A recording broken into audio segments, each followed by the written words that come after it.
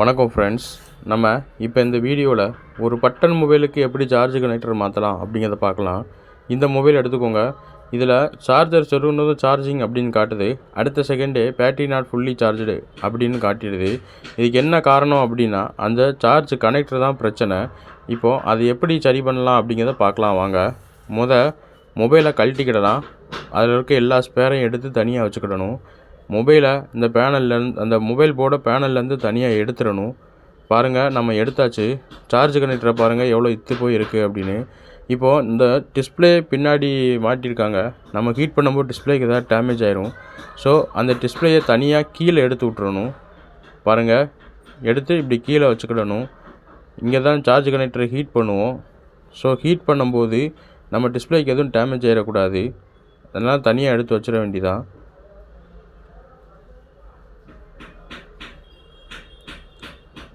போர்டை அந்த ஸ்டாண்டில் மாட்டியாச்சு. இதுதான் சார்ஜ் கனெக்டரை இப்போ நம்ம சேஞ்ச் பண்ண போகிறோம். ஃபஸ்ட்டு ஒரு கொஞ்சமாக பேஸ்ட் அப்ளை பண்ணிட்டு ப்ளோயரில் ஒரு 300லேருந்து 350க்குள்ளே, அது உங்களுடைய விருப்பம். ரொம்ப ஃபாஸ்ட்டாக ஹீட் ஆகணும்னா அதிகமாக வைங்க, இல்லை நான் கொஞ்சம் பொறுமையாக பண்ணுவேன் அப்படின்னா 300லேருந்து 320க்குள்ளே வச்சாலே போதும். நான் 330 வைப்பேன் எப்போவும். அதுக்கு எனக்கு கொஞ்சம் நார்மலாக தோணும்.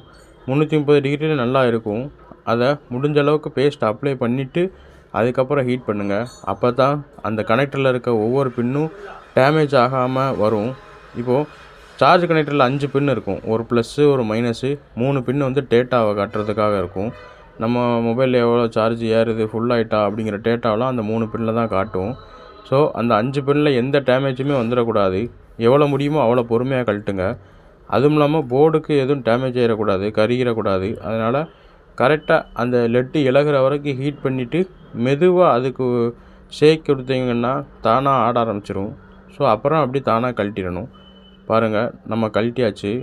அந்த சார்ஜ் கனெக்டரில் இருக்க 5 பின்னுக்கும் எந்த டேமேஜும் இல்லாமல் கழட்டியாச்சு. இப்போது அதை ஒரு புது லெட்டு அதில் அப்ளை பண்ணணும். யாருக்குன்னே அங்கே பழைய லெட்டு இருக்குது, அதில் நம்ம புது லெட்டு அப்ளை பண்ணணும்.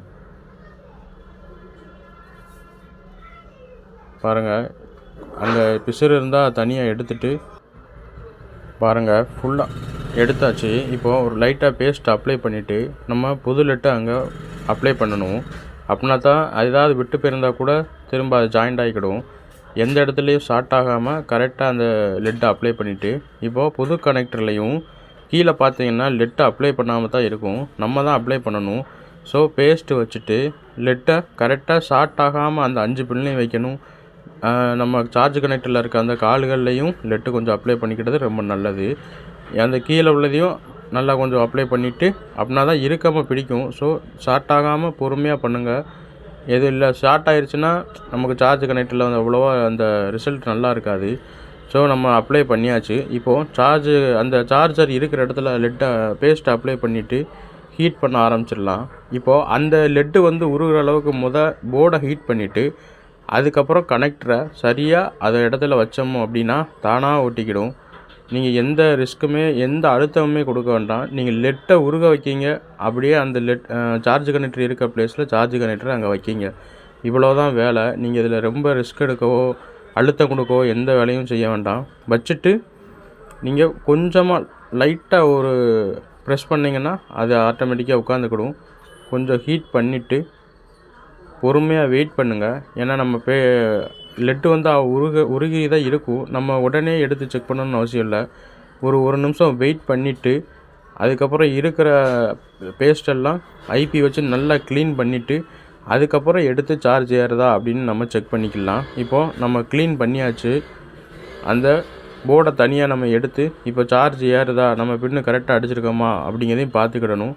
முடிஞ்சால் பின்னாடி அந்த 5 பின்னையும் மறுபடியும் நம்ம சால்ட்ரிங் வச்சு ஒரு தடவை அந்த இடத்துல சால்ட்ரிங் வச்சு ஒரு தடவை ப்ரெஸ் பண்ணி விட்டோம் அப்படின்னா அந்த ஜாயிண்ட் வந்து கொஞ்சம் ஸ்ட்ராங்காக இருக்கும்.